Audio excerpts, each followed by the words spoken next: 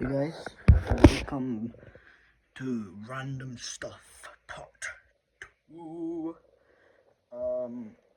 Yeah, I honestly don't know what got into me, because I think what happened was I was going to do it, but then someone told me to do it, and for some reason I didn't want to do it anymore, right?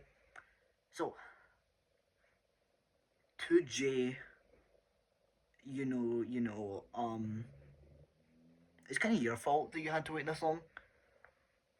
Well, it's not your fault, because I actually have tons to talk about now.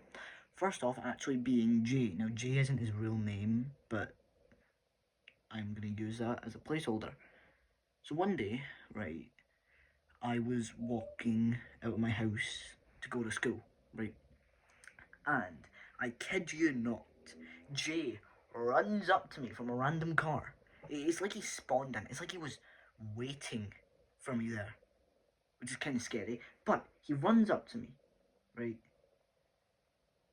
puts both hands on my shoulders and says, "George, where is Random Stuff Part 2? And I couldn't even answer him. I just laughed because, like, he went up to where I lived and just was like, "Hey, do this, buddy. I'm telling you, if you don't do this, I'm gonna rough you up." Right? So, after that, went to school. It was amazing. Went back home. It's amazing. And then I went to sleep. It was amazing. But you wanna know what's not amazing? My next topic, which is how much inner peace you need to have to not get rage baited by your parents. Now, when I say rage baited, I don't mean like, yeah, like the stuff you do with your friends, right? I mean the type of stuff your parents do that don't make any sense logically, but they still do it. I don't know what kind of tomfoolery they get up to, but let me get this straight. If I have done something as they asked, right, they get mad. Which is on to a story where, see, I need to hang up my uniform every other day whenever I come home from school, because I am in the UK where you wear a uniform. And what happens is, basically, I don't know why, but on that day, I didn't actually need to put my uniform on, so I put it in the wash, went to get it, and my dad was like, "George, make sure you better hurry up, right, you better hurry up." So I go, and I'm trying to get it, right, but he's rushing me. So I only have time to grab my trousers and my shirt. Right, well, not my shirt, my jumper. So I come downstairs and I hand it to him, and he's like, "George, what the F is this?" And I'm like, "It's what you wanted. This is what you wanted. You wanted me to give you this. And I did it as best as I could because you rushed me." And instead of him taking accountability, he gets mad at me for apparently being cheeky or rude or however you want to call it. Now, I don't know about you, but I am no Avatar. I am no Luke Skywalker. I am impure. So I could have crashed out, but instead I just calmly got up and got my stuff, right? Like a true Sigma Alpha male, right? But no. This was just the beginning. As I remember also, right, I love Five Nights at Freddy's. Like, I adore it. So one day, my auntie got me a little Foxy plushie. Now, this wasn't any regular Foxy plushie. Oh, no. This was the head of Foxy, and it kind of looked like a pug. Now, I do not know what got into my father, but we were all sitting at a, what was it? We were all sitting at a table. We were going bowling, and we were sitting at a table in a restaurant waiting for the bowling alley to open. So I'm sitting there texting someone, I think, and I put my plushies down beside me because I also, fun fact, had a random Foxy plushie. This one was very special, however. It was in the Foxy is Sick video. And I loved that thing. I still do, but not for the same reason. And the reason I love it is because if it just had a different paint job, it would literally be the perfect version of the Foxy plush, because it has the hook, it has a pretty good eye patch, and personally, I just think it's really good. However, my father told us that, hey, the bowling alley is up. So he starts rushing me. And I don't even have time to say, hey, give me a sec, I need to get my stuff. No, I just grab my coat and go over. We get bowling, we get some food, it was fun. However, this is when things took a turn for the worst. We go outside, we get in the car, and I realise, hey, I've left my Foxy plushie in the mall. This wasn't any regular mall either. This was a huge, gigantic mall, possibly owned by Mr. Musk himself. Now, for some unknown, unexplainable reason, there was a family at our table. And now, to this day, I am pretty sure that either they had the Foxy plushie or someone at the bowling alley did. However, me being me, I did not ask them, and we went home without the Foxy plushies. One of them I had literally gotten that day, and I was so distraught. But guess what? My family did. My mum, dad, and sister, little sister, all blamed it on me. Which personally, I think is ridiculous, and that is why I may or may not have accidentally exploded. No, I'm just kidding. I did not blow them up. Yet. However, the next topic that I want to talk about is like niche. And I don't mean the topic is niche, I mean the topic that I want to talk about is the whole concept of niche. Now, I want to make a skit about lots of things. Granted, my skits don't really get that many views, but I love my skits. I think I put a lot of effort into them, and School Game Season 3 may or may not be in the works, but I just need to finish Season 2 because I've lost the costumes. But I digress. So, basically, I love my skits. But whenever I want to make a skit about an experience I know everyone has, it's very hard because, sometimes the experiences just do not have names. Like, it would be so niche that I'm like, what do I even call this? I can't describe it because that would be too long of a name for a YouTube short. So I get in this dilemma where I can't make the skit, but I have to make a skit, and then I just kind of, do a random one that I don't want to do, but I have fun with it anyway. But that skit is always in the back of my mind, which is why I'm going to announce it here and now that I am going to be continuing the skits from now on. I want you guys to expect more skits from me, as I love the skits and I really wanted to make my channel all about skits. However, I've got caught up in announcements and stop motion and different things that I haven't really taken time to just chill out, make a skit about something I like, and do that. So I am hereby declaring that the stop motions and some, not all, but some of the meme videos will be slowing down, and I will be focusing on the skits. Oh, that was a mouthful. Speaking of mouthful, accents, particularly the Scottish accent, and Scottish people. Now, I am Scottish, okay? I have always been Scottish. I love my country, but I hate the people. Okay, I don't have any idea why, but the people here are horrible. I don't know if it's just Scotland or if there's just, I don't know, a gamble and I got the unlucky version, but I mostly hate every single person in my group or my friend group or like outside of my friend group, like I don't know. It's just something about like that heavy Scottish accent that just brings out the worst of people. Like if someone has that heavy Scottish accent, you already know that they're gonna be talking about football. They're gonna be rough. They're gonna be swearing a bunch, right? Having the mouth of a drunken sailor, all right, and are just gonna be absolute D-heads to you for no reason. I have met countless people like this, and it just sucks because I think I talked about my limp leg in the last random stuff. But I'm just gonna quickly recap it. I have a limp in my leg, and it's because of that my leg is sensitive. My poor little sensitive baby leg, right? However, people for some reason think it's funny to kick my sore leg.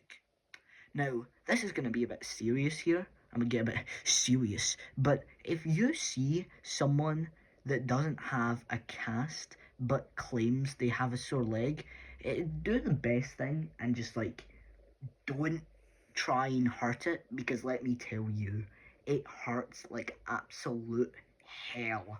Okay? Whenever I get like too much pressure on my right leg, it sends like an electric shock all up it, and it hurts really bad, and I find it hard to walk, and it sucks, right?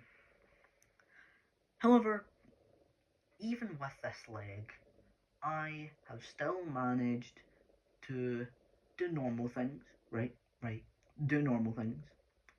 However, I am autistic. As you know, I am autistic. I don't know if you couldn't tell already, but if you see my skits, you'll see why I'm autistic.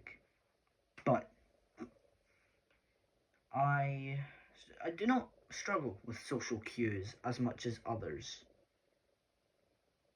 And I say as much as others because what do you know, our next topic is about social cues. Listen, I get that being rough is sometimes funny, okay? But tell me why. Usually, I have this friend that will like roughly grab things, and like other people I know will like roughly grab things out of others' hands or like snatch, and it annoys me beyond belief. Because I hate people like roughly grabbing things and then like making it uncomfortable, and then it sucks. It sucks. Okay. Next topic. Oh, I need to think of this. I don't plan these videos out. I just kind of do them. Uh, I had a really good topic lined up for just now. I'll figure it out later.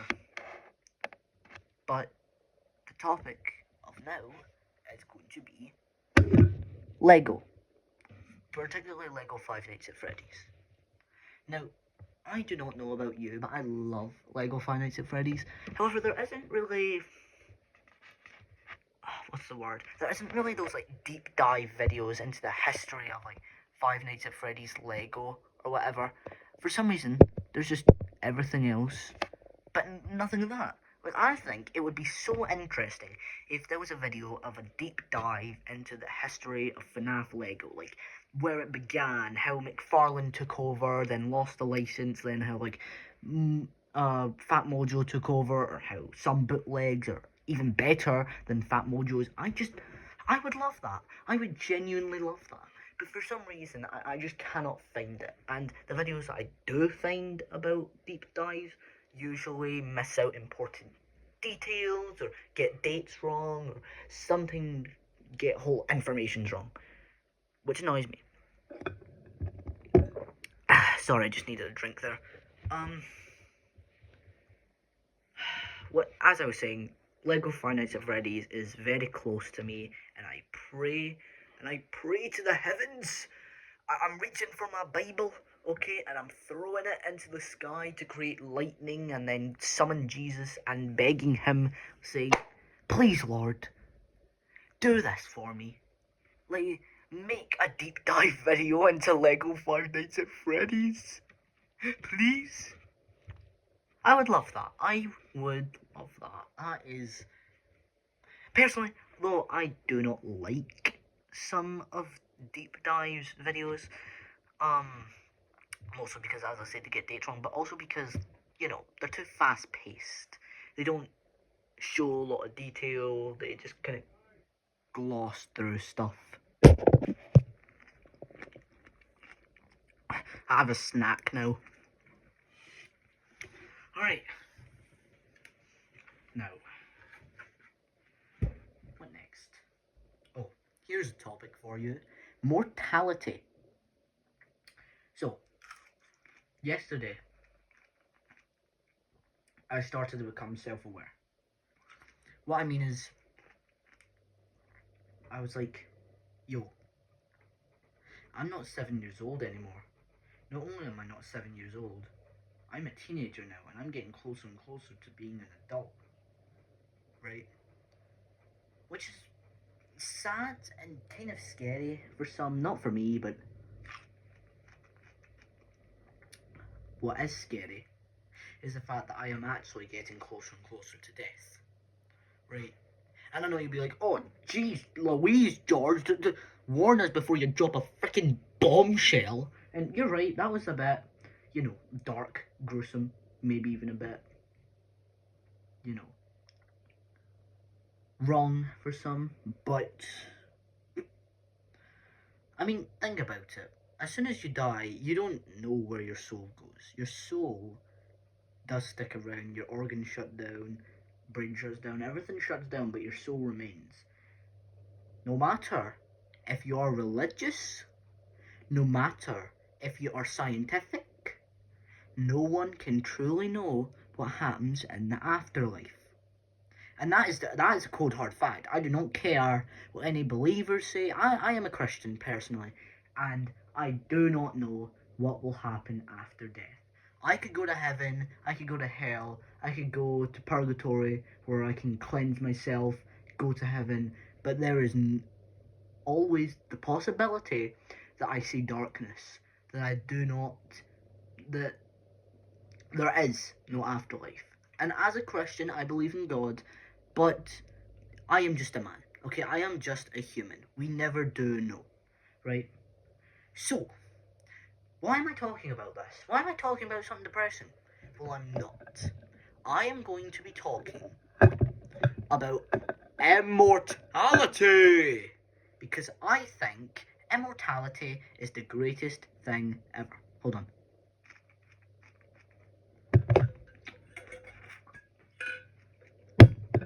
Snack. Now, if we drop everything, and I mean everything, all the medicine we're practicing, all the vehicles or technology that we're testing, drop it all. We need all the scientists to figure out immortality. And now my father said, hey George, I think that immortality is a great idea, but it would be very hard to distribute it around the world, right? And I know, but think about it. If we discovered immortality, it's already quite possible, right? For example, let me explain death. Okay, this is the definitive version of death, okay, for anyone who doesn't know. Now, cells are what make up the human body. And when you're born, those cells are hardworking and as young as you, but they can die. Cells die, okay? And don't worry, because they actually come back and repair your body, repair wounds. It's great. However, as you start getting older and older, the cells actually start to age with you. And eventually, when you're old enough, cells can stop working, leading you to your untimely demise. However, if we could figure out a way to make it so cells reproduce faster and maybe even make new, younger cells, theoretically we could live forever. However, there is always like multiple drawbacks. Example, you would become so old and wrinkly that you wouldn't, you know, be able to do certain things. I mean, just think about it. But that's where my next kind of point to this topic comes in. What if we also found a way to build up the human body so that it looks young and handsome while being like probably over 200 years old? If we could find a way to get immortality, all of our problems would be solved. Okay? Think about it. Depressed people think, oh, death is the only way, or I need to get therapy. No. You can now not only get therapy, but there's also a secret option unlocked. You can do whatever you want. You can find things dangerous that exhilarate you and bring back that young spirit, right? Because think about it, there are no bad consequences. You can't die, right? Some people would think, oh, but George, I have to look at the negative side. If I was immortal, I'd have to watch my whole family perish and die. And no, you don't. Alright, you goober, I've thought ahead of you. We need a way so that everyone in the world is immortal. If we made a way to get everyone in the world immortal, we could cure not only cancer, right? We could cure Alzheimer's, we could cure lupus, we could cure everything. We could do so much if we were immortal, because there would be no limit. We can literally go into space, okay? Now, mind you, we would still need oxygen, and there's also the risk of freezing, but still being alive, so you feel it. But if we could go into space with less safety precautions than we do now, because if you float away into space, chances are you're gonna land somewhere. If you were immortal and stronger, then you could land on an asteroid or a planet. And honestly, like, immortality would not only solve all of the world's problems, but it could also let us travel to other universes. Like, think about this. When the sun explodes, right, we do not need to worry. Because we are immortal and because of how strong we are, we should be able to travel to other universes. Granted, that might stretch our matters out and combat the immortality, but if it doesn't, right, which, mind you, I am no science nerd, so if you love science, please type it in the comments saying, hey, this is fake, frick you, George. But if it doesn't, we might be able to travel to other universes.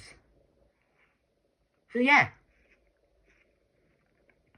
this has been my rant on immortality.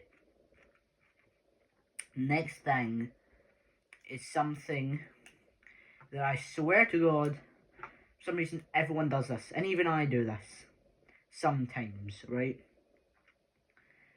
Is whenever you do something, right? You say, hey, I'm gonna do this. You do it, you think it looks good in the moment, then like 2 years later it looks horrible. Why?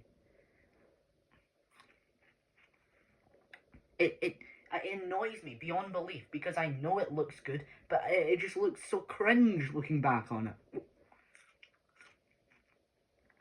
I think that's with the stop motions, but you know, there's stop motions. There's only so much you can do with a limited amount of budget. Granted, at the start of this, I never said I'd stop the stop motions. I only said I'd slow them down. Just think about that. So yeah. Final topic, ladies and gentlemen. This is the final one. And you guessed it, it's about Five Nights at Freddy's again. Just leave me alone, alright? This one is actually going to be talking about something that I know annoys me and a lot of people. So many people, in fact, the game theory gets annoyed by it. Sorry, just started there. Frick me, I guess. No. The theories of Five Nights at Freddy's. I don't know why, but Scott does not know the lore. No one does. It's impossible to figure out at this point. So, theories are changing. That's fine, okay? But lore is changing in the games. Like, do you remember back in the day when Five Nights at Freddy's was, hey, William Afton always comes back, right? But Michael can beat that.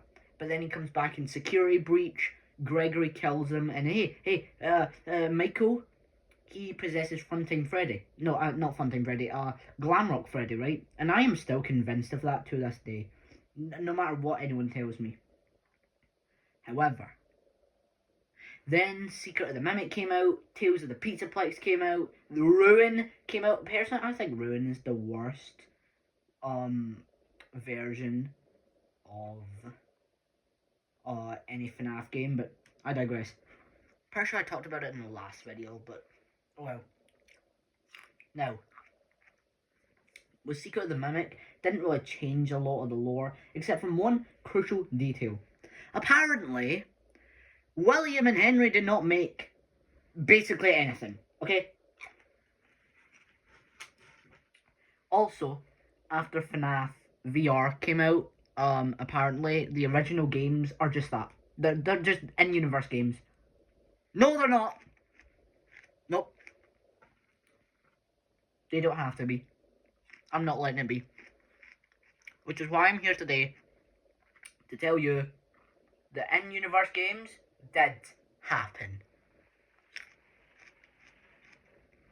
So yeah, that was Random Stuff 2, Jay. I hope you liked it. Bye-bye!